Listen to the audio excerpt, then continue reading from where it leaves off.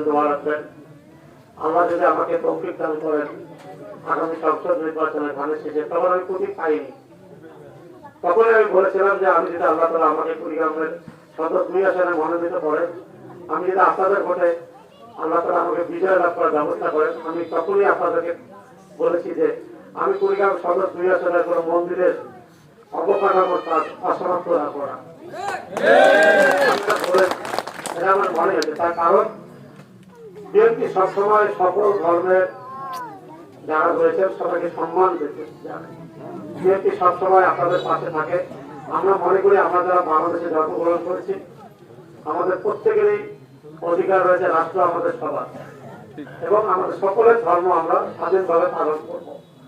আপনারা জানবেন বিগত দিনে এবং গত স্বাধীনতা যুদ্ধ উৎসবের সময় আমাদের দলের ভারপ্রাপ্ত চেয়ারম্যান যারা তারেক রহমান উনি নির্দেশ দিয়েছিলেন প্রত্যেকটি মন্দিরে আমাদের স্বেচ্ছাসেবক কমিটি তৈরি করে আপনারা ধর্মীয় উৎসব ভালোভাবে পালন করতে পারেন।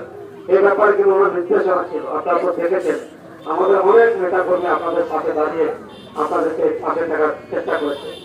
এই জন্যই আমরা বলবো যে আজকে এখানে আমার ধন্যবাদ জানাই। আজকে এখানে গোলাঘাট ইউনিয়ন পরিষদের সম্মানিত মেম্বাররা যারা উপস্থিত রয়েছেন তাদের কারণে আমার পক্ষ থেকে ধন্যবাদ ও কৃতজ্ঞতা জানাচ্ছি।